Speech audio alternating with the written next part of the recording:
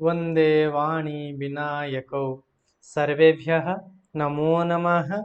अहम गणेश्वरविश्वालः प्रशिक्षित संस्कृतशिक्षकः केन्द्रीयविद्यालयः। भवतां सर्वेषां सप्तमीकक्षायाः एतस्मिन् कालांशे हार्दं सुस्वागतं शुभाभिवन्दनं च। बच्चों, आज हम हमारे सप्तमी कक्षा का सप्तम पाठ संकल्पः सिद्धिदायकः इस पाठ का अभ्यास कार्य करेंगे। तो आइए बच्चों, हम साथ साथ मिलकर इस पाठ का अभ्यास कार्य करते हैं। तो बच्चों, पहले हम इस विषय को अच्छे से पढ़ चुके हैं, इस पाठ को संपूर्ण कर चुके हैं, लेकिन अभ्यास कार्य हम आज इस कालांश में करेंगे। अभ्यास कार्यस्य प्रथम प्रश्ने प्रश्नं भवति उच्चारणं कुरुतः, अर्थात हमको कुछ स्वतंत्र पद दिए गए हैं, कुछ क्रियापद दिए गए हैं, हमको उन क्रियापदों का उच्चारण करना है। लेकिन यहाँ पर ध्यान रखना है, जो हमारा उच्चारण होगा वो स्पष्ट होना चाहिए। तो आइए उच्चारण करते हैं।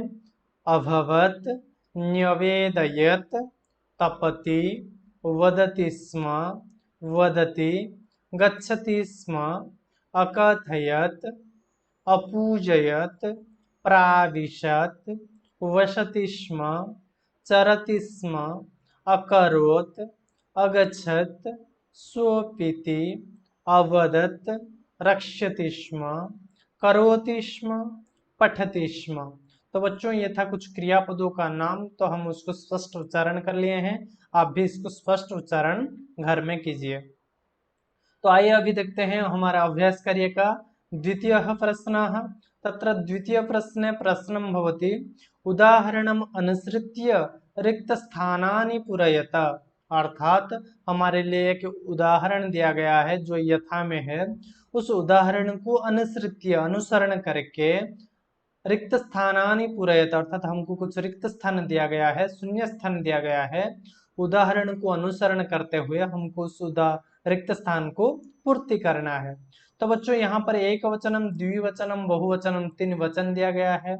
और यहाँ पर जो क्रियापद सारे है, लट लकार का क्रियापद है, लेकिन वहां पर एक विडंबना यह है कि लट लकार के क्रियापद में स्म इस पद का संयोग हुआ है। हम पहले ही हमको पता है स्म का प्रयोग कहाँ होता है और कैसे होता है। स्म का प्रयोग होते ही लट लकार का क्रिया लंग लकार को चला जाता है, जो वर्तमान काल का क्रिया है वो भूतकाल को चला जाता है। तो बच्चों, आइए देखते हैं उस स्म का प्रयोग करते हुए कुछ क्रियापदों का लट लकार का प्रथम पुरुष एक वचन, द्विवचन, बहुवचन का रूप। पहले उदाहरण देख लेते हैं। वसति स्म, वसतः स्म, वसन्ति स्म। अनंतरम यह वस धातु का रूप था। पूज धातु का रूप हम करेंगे तो पूजयति स्म, पूजयतः स्म, पूजयन्ति स्म। यहाँ पर पूजयतः, पूजयन्ति आ जाएगा। अनंतरम पश्यामः, यहाँ पर रक्ष धातु है, रक्ष धातु का रूप बनाएंगे तो रक्ष्यति स्म, रक्ष्यतः स्म, रक्ष्यन्ति स्म। अनंतरम पश्यामः, चर धातुः अस्ति, चर धातु का रूप चरति स्म, चरतः स्म, चरन्ति स्म, इस प्रकार होता है। अंतिम में देखेंगे कृ धातु का रूप दिया गया है। कृ धातु का रूप करोति स्म, कुरुतः स्म और कुर्वन्ति स्म। तो बच्चों, इसको अभ्यास कीजिए। अनंतरम पश्यामः प्रश्न संख्या द्वितीयस्य ख भागम। तत्र ख भागे लंग लकार क्रियापदानां रूपाणि विद्यन्ते। यहाँ पर हमको लंग लकार का प्रथम पुरुष का कुछ क्रियापद दिया गया है और कुछ क्रियापद को शून्य स्थान पूर्ति करना है हमको। तो बच्चों, आइए उदाहरण पहले देख लेते हैं। अकथयत कथ धातु का रूप बनता है अकथयत लंग लकार में, अकथयताम, अकथयन। उसी तरह पुज धातु का लंग लकार का रूप बनता है अपूजयत, अपूजयताम, अपूजयन। उसी तरह रक्ष धातु का रूप बनता है अरक्ष्यत, अरक्ष्यताम, अरक्ष्यन।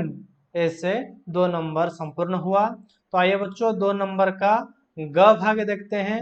नंबर 2 का ग भाग में दिया गया है कुछ क्रियापदों का, कुछ धातुओं का कुछ धातुओं का लंग लकार का मध्यम पुरुष का रूप दिया गया है, हम उसको अभ्यास करते हैं। वस धातु का लंग लकार मध्यम पुरुष में रूप है अवसः, अवसतम, अवसत। अनंतरम पश्यामः पूज धातु का रूप कैसे चलता है? अपूजयः, अपूजयतम, अपूजयत। अनंतरम पश्यामः चर धातु का मध्यम पुरुष का रूप है अचरः, अचरतम, अचरत। अनंतरम घ प्रश्न में दिया गया है वही कुछ धातुओं का लंग लकार का उत्तम पुरुष का रूप। पठ धातु का अपठम, अपठाव, अपठाम। लिख धातु का अलिखम, अलिखाव, अलिखाम। उसी तरह रच धातु का अरचयम, अरचयाव, अरचयाम। इस प्रकार के हमारा 2 नंबर है जिसमें हमको स्म का प्रयोग और धातुओं का लंग लकार प्रयोग का रूप दिया गया है। इसको बच्चों हम सब मिलकर अभ्यास करेंगे। उसके बाद देखते हैं प्रश्न संख्या तृतीय। तत्र तृतीय प्रश्ने प्रश्नः एवं प्रकारेण अस्ति प्रश्नानाम् उत्तराणि एक पदेन लिखत। अर्थात हमको कुछ प्रश्न दिए गए हैं, उन प्रश्नों का उत्तर हमको एक पद में लिखना है। इन प्रश्नों का उत्तर हमारा संकल्प सिद्धिदायक इस पाठ्यांश के अंदर ही है। तो आइए ढूंढते हैं। नंबर क का प्रश्न है तपः प्रभावत के सखायः जाताः। अर्थात तप के कारण से, तप के प्रभाव से कौन ऐसे थे जो सखा हो गए थे? किनका? न पार्वती का। ऐसे कौन थे जो पार्वती जी के सखा बन गए थे उनके तप के कारण के वत्सत से? उत्तरम भविष्यति हिंस्रपशवः। अत्र अस्माकं यत् उत्तरम भवति तत् एक पदेन एव भविष्यति। हमारा जो यहाँ पर उत्तर है वो एक पद में ही रहेगा, वन वर्ड आंसर होगा, तो इसलिए अस्माकं उत्तरम भविष्यति हिंस्रपशवः। अनन्तरं पश्यामः ख पार्वती तपस्यार्थं कुत्र अगच्छत्। अर्थात पार्वती तपस्या के लिए कहाँ गए थे? पार्वती अपने जो 2 सखी थे विजया, उनके साथ तपस्या करने के लिए कहाँ गए थे? उत्तरम भविष्यति गौरी शिखरम। अर्थात गौरी शिखर को पार्वती तपस्या करने के लिए गई थी। अनंतरम पश्यामः कः श्मशाने वसति। कौन श्मशान में निवास करता है? ऐसे कौन थे जो श्मशान में निवास करते थे? उत्तरम भवति शिवः। शिवः श्मशाने वसति। महादेव शिव श्मशान में निवास करते हैं, तो उत्तरम भविष्यति शिवः। अनंतरम पश्यामः घ शिवनिंदं श्रुत्वा का क्रुधा जाता। शिव जी के निंदा सुन के कौन क्रोधित हो गई थी? उत्तरम भविष्यति पार्वती। पार्वती जी, जब बटु ने शिव जी के निंदा किए थे पार्वती जी के सामने, तब पार्वती जी ने बहुत ही क्रोधित हो गई थी। अनंतरम पश्यामः बटु रूपेण तपोवनम कः प्राविशत्।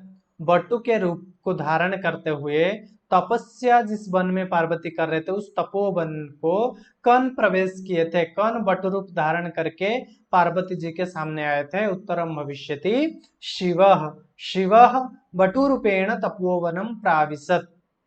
तो बच्चों आइए और एक बार उत्तर को देख लेते हैं।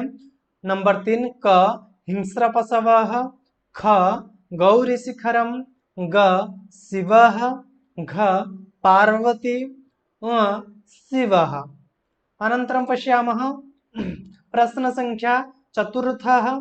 तत्र चतुर्थ प्रश्ने प्रश्नः भवति कः का वा कम काम वा प्रति कथयति। अर्थात कौन किसके प्रति ये वाक्य बोलता है, हमको उसको लिखना है। नीचे हमको कुछ डायलॉग्स दिए गए हैं, कुछ वाक्य उद्धृत हुआ है, हमको देखना है उन वाक्यों को कौन बोला था और किसको बोला था। तो बच्चों इस नंबर में हमको 2 चीज ध्यान रखना पड़ेगा। जो कह का वा वदति, जो बोलता है हर टाइम वो करता है, इसलिए वो प्रथमा विभक्ति हो जाएगा, ये ध्यान रखेंगे। कह का इसमें जो उत्तर आएगा वो प्रथमा विभक्ति में आएगा। कम व काम, कम काम व में जो उत्तर आएगा वो द्वितीय विभक्ति में आएगा, क्योंकि उनको बोला जाता है, जो बोलता है वो प्रथमा विभक्ति में रहेगा, जिसके प्रति बोला जाता है उनका विभक्ति द्वितीय हो जाएगा। तो आइए एक उदाहरण देख लेते हैं। वत्स्ये तपः कठिनम भवति, हे वत्स्या, हे पुत्री, तपस्या बहुत ही कठिन है। ये बात कौन बोला था ना, माता पार्वतीम। ये बात पार्वती जी के माता अर्थात मेना ने बोली थी। तो यहाँ पर माता प्रथमा विभक्ति में है, पार्वतीम यहाँ पर द्वितीय विभक्ति हो गया है। उसी तरह हम क से शुरू करते हैं। अहम तपः एव चरिष्यामि, मैं तपस्या ही करूंगी। ये बात कौन बोला था, पार्वती मातरम। पार्वती यहाँ पर प्रथम व्यक्ति है, पार्वती अपने माता जी को बोले थे। अनंतरम ख, मनस्वी कदापि धैर्यम न परित्यजति, अर्थात मन से हमको कभी भी धैर्य को परित्याग करना नहीं चाहिए। पार्वती विजयाम, अर्थात पार्वती विजया के प्रति बोले थे। अनंतरम ग, अपर्णा इति नामना त्वम प्रथिता, आपके जो तप के प्रभाव से आप समग्र संसार में अपर्णा नाम से सुपरिचित हो गए हो। ये बात विजया ने पार्वती जी को बोली थी। अनंतरम पश्यामः घ, पार्वती प्रीतोस्मि तव संकल्पेन, हो पार्वती अहम प्रीतः अस्मि, मैं प्रीत हो गया हूँ, मैं प्रसन्न हो गया हूँ आपके संकल्प से। ये बात शिव पार्वतीम, शिव पार्वती जी को बोले थे। अनंतरम शरीर माध्यम खलु धर्म साधनम, ये बात कौन बोले थे, शरीर, आपका शरीर ही आद्य है और उसके बाद आपका धर्म साधन है। ये बात बटुहु पार्वतीम, शिव बटु रूप को धारण किए हुए शिव जी ने पार्वती जी को बोले थे। तो उत्तरम भविष्यति बटुहु पार्वतीम। अनंतरम अंतिमः अहम तव कृतदासोस्मि, मैं आपका कृतदास बन गया हूँ। ये बात शिव पार्वतीम, शिव जी ने पार्वती जी को बोले थे जब अंतिम में उनके तपस्या में, उनके जो तपस्या में संतुष्ट होकर शिव जी ने बोले थे आज से मैं आपका कृतदास बन गया हूँ। तो शिव पार्वतीम। अनंतरम पश्यामः प्रश्न संख्या पंचमः, तत्र पंचम प्रश्ने प्रश्नः भवति प्रश्नानाम् उत्तराणि लिखत, अर्थात प्रश्नों का, नीचे हमको कुछ प्रश्न मिलेगा, उन प्रश्नों का उत्तर हमको लिखना है। तो बच्चों यहाँ पर हमारा उत्तर पूर्ण वाक्य में होगा, क्योंकि प्रश्न में एक पदेन लिखत ऐसे कहीं पर भी इंडिकेशन नहीं हुआ है। तो जहां पर इंडिकेशन किया जाता है एक वचन एक पदेन लिखत, वहां पर हमको वन वर्ड आंसर देना है। लेकिन जहां पर एक पदेन इंडिकेट नहीं होता है वहां पर हमको पूर्ण वाक्य में उत्तर सदा सर्वदा देना पड़ता है, चाहे पूर्ण वाक्य न लिखत लिखा हो या ना हो। तो आइए देखते हैं प्रथम प्रश्न, पार्वती क्रुधा सती किम अवदत, पार्वती क्रोधित होके क्या बोले थे। उत्तरम भवति पार्वती क्रुधा सती अवदत, अरे वाचल अपसर जगति न कोपि शिवस्य यथार्थम स्वरूपम जानाति, यथा त्वमसि तथैव वदसि। पार्वती जी ने क्रोधित होकर बोले थे, किसको, बटु को, अरे वाचाल, हे पागल, अपसर, यहाँ से चले जाओ, जगति न कोपि शिवस्य यथार्थम स्वरूपम जानाति, इस समग्र संसार में ऐसे कोई नहीं है जो शिव जी के जो यथार्थ स्वरूप है उसके बारे में ज्ञात है। यथा त्वमसि तथैव वदसि, जैसे तुम हो ठीक उसी तरह ही बोल रहे हो। अनंतरम पश्यामः कह पाप भाग भवति, ऐसे कौन जो पापी है। उत्तरम भवति यह निंदाम करोति सह तु पाप भाग भवति एव, यह शृणोति सोपि पाप भाग भवति। अर्थात पार्वती का यह डायलॉग था, पार्वती जी ने बोल रहे थे कि जो तो निंदा करता है वो तो पापी है, फिर भी जो दूसरों का निंदा को सुनता है वो भी पापी है। अनंतरम पश्यामः प्रश्न ग, पार्वती किम कर्तुम ऐच्छत, पार्वती जी ने क्या करने के लिए इच्छा प्रकट किए थे। उत्तरम भवति पार्वती तपस्यां कर्तुम ऐच्छत्। पार्वती जी ने तपस्या करने के लिए इच्छा प्रकट की थी। अंतिमः प्रश्नः पार्वती कया साकं गौरी शिखरं गच्छति। पार्वती तपस्या करने के लिए किसके साथ गौरी शिखर को गए थे। उत्तरम भवति पार्वती विजयया साकं गौरी शिखरं गच्छति। अर्थात पार्वती अपने सखी विजया के साथ तपस्या करने के लिए गौरी शिखर को गए थे। अनन्तरं पश्यामः प्रश्न संख्या षष्ठः। तत्र षष्ठ प्रश्ने प्रश्नः भवति मंजूषातः पदानि चित्वा समानार्थकानि पदानि लिखत। हमको मंजूषा से पद चयन करना है और उन पदों के नीचे जो पद दिए गए हैं उनका जो समानार्थक पद है, समान अर्थ बोलने वाला जो पद है, उनको उनके राइट साइड में लिखना है। तो बच्चों आइए एक बार मंजूषा में जो पद दिए गए हैं उनका अर्थ जान लेते हैं। माता अर्थात माँ, मौनम अर्थात शांत तुष्ण, प्रस्तरे अर्थात पाषाण खंड में, जंतवः अर्थात पशु, नयनानि अर्थात नेत्राणि। तो आइए देखते हैं शीलायाम अत्र उत्तरम भविष्यति एतस्य समानार्थकानि पदानि प्रस्तरे। पशवः जंतवः, अम्बा माता, नेत्राणि नयनानि, तुष्णिम मौनम। तो बच्चों और एक बार मैं बोल देता हूं शीलायाम प्रस्तरे पशवः जंतवः अम्बा माता नेत्राणि नयनानि तुष्णिम मौनम।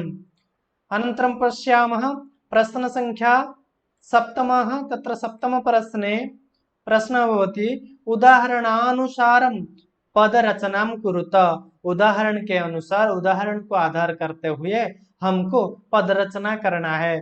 तो बच्चों यहाँ पर लट लकार क्रियापद के साथ स्म प्रयोग होकर लेफ्ट साइड में आपका क्रियापद है और उसके राइट साइड में हमको क्या करना है, उन लट लकार क्रियापदों का लंग लकार रूप हमको लिखना है। क्योंकि हमको पता है लट लकार में जब स्म प्रयोग हो जाता है वो लंग लकार को इंडिकेट करता है। तो बच्चों आइए यहाँ पर कुछ उदाहरण अभ्यास कर लेते हैं। यथा वसति स्म अवसत, पश्यति स्म अपश्यत, तपति स्म अतपत, चिंतयति स्म अचिंतयत, वदति स्म अवदत, गच्छति स्म अगच्छत। तो बच्चों ये था हमारा कुछ क्रियापद का जो लंग लकार का स्वरूप है। तो आइए नेक्स्ट देखते हैं। यहाँ पर भी कुछ स्म प्रयोग करके और कुछ एग्जाम्पल दिया गया है, आइए उसको भी अभ्यास करते हैं। लिखति स्म अलिखत, उसी तरह कथयति स्म अकथयत, नयति स्म अनयत, पठति स्म अपठत, धावति स्म अधावत, हसति स्म अहसत। तो बच्चों इस 7 नंबर में प्रश्न संख्या 7 में जो दो पद दिए गए हैं, जो हमारे वाम पार्श्व है और जो हमारे दक्षिण पार्श्व है, उसमें क्या करना है, दोनों का अर्थ समान है। ये तो पहले हमको पता है, दोनों का अर्थ तो समान है। जैसे कि पश्यति स्म अर्थात देख रहा था, अपश्यत देख रहा था, दोनों का अर्थ समान है। लेकिन अपश्यत है धातु का लंग लकार का रूप है, लेकिन पश्यति स्म जो है वहां पर स्म का प्रयोग हुआ है धातु का लट लकार में। तो बच्चों इसको अभ्यास कर लीजिए। उसके बाद देखते हैं अनंतरम। इस पाठ में संकल्प सिद्धिदायक में कुछ ध्यातव्यम, कुछ जानने की चीज हमको दिया गया है जो पहले हम अभ्यास में किए हैं। स्म इत्यस्य प्रयोग, जो स्म का हम प्रयोग यहाँ पर किए हैं उस स्म का प्रयोग के बारे में थोड़ा बहुत जानते हैं। यहाँ पर यदा वर्तमान कालिकैः धातुभिः सह स्म इत्यस्य प्रयोगः भवति तदा ते धातवः भूतकालिक क्रियाणाम अर्थम प्रकटयन्ति।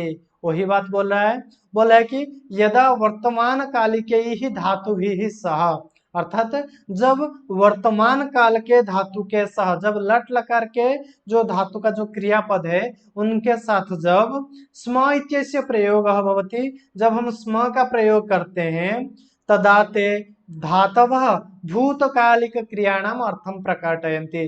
तब वो जो धातु है वो भूतकालिक क्रिया का अर्थ प्रकटन करते हैं। जैसे कि बच्चों यहाँ पर देखो पठति स्म, यहाँ पर पठ धातु का लट लकार का रूप है पठति, प्रथम पुरुष एक वचन में।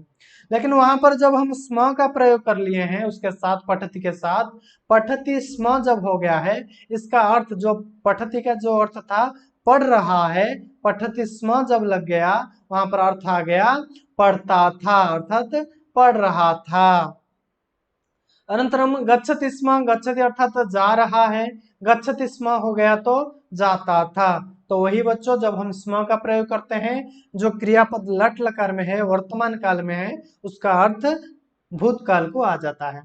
अनंतरम पश्यामः, दो पद का यहाँ पर डिस्क्राइब किया है, पंचाग्नि व्रतम। पंचाग्नि व्रत क्या है बेटा? न चतस्रुषु विदिक्षु अग्नि में आधाय सूर्यस्य निर्निमेष दर्शनम पंचाग्नि व्रतम इति। अर्थात चतस्रुषु दिक्षु, हमारे जो चार दिग है, पूर्व पश्चिम उत्तर दक्षिण, ये जो चार दिग है, इन चार दिग के साथ अग्नि को आधार करके सूर्य का जो निर्निमेष दर्शन है उसको हम पंचाग्नि व्रत कहते हैं, जिसको पार्वती जी ने सफलता पूर्वक पालन किए थे या संपूर्ण किए थे। अनंतरम पश्यामः अपर्णा इति पदम। अपर्णा अर्थात तपस्या क्रमे पर्णानामपि भक्षणं पार्वती त्यक्तवती, अतः सा अपर्णा नामना प्रसिद्धा। अपर्णा का अर्थ यह है जब हम पर्ण अर्थात पत्ता, पत्ता भी हम कुछ नहीं खाते अर्थात कुछ नहीं खाते, तब अपर्णा उसका अक्षरिक अर्थ है। यहाँ पर पार्वती जी को अपर्णा इति नाम से प्रतीत हुए थे, बोला गया था। क्यों बोला गया था ना? पार्वती जी ने जब कठोर तपस्या कर रहे थे शिव जी को पति रूप में पाने के लिए, तब वो पर्ण आदि भी भक्षण छोड़ दिए थे, कुछ नहीं खा रहे थे, इसीलिए उनका नाम अपर्णा हो गया था।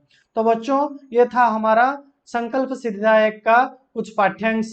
मैं आशा करता हूं इस पाठ्यांश आप सभी बच्चों को बहुत ही पसंद आया होगा। इस पाठ्यांश का जो अभ्यास कार्य था आप सभी का समस्या का समाधान हो गया होगा।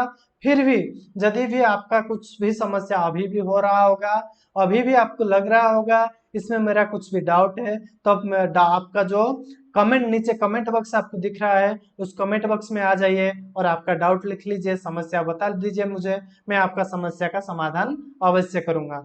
तो बच्चों आज के इस कालांश को यहीं पर रखते हैं। नमो नमः, नमस्कार, धन्यवाद।